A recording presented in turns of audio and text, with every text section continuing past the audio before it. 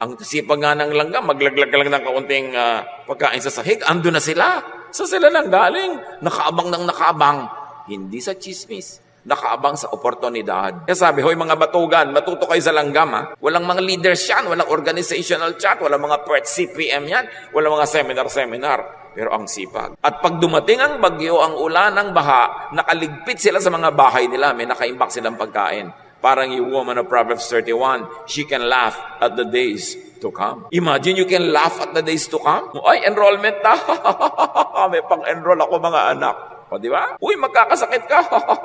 May pera tayo, may insurance tayo. Yun ang matitinong tao. Hindi, naku, magkakasakit tayo. May agastos na, worrying with the worried. Wala kasing tanim, wala nga anihin. Sabi, mabuti pa yung langgam, gayahin nyo. Ang liit ng utak noon, di ba? Pero bakit ang talino? Sayang naman yung utak na ang laki-laki, ang bigat-bigat dalhin, tapos walang laman. Ang laman pa, mga kung ano-anong negative things.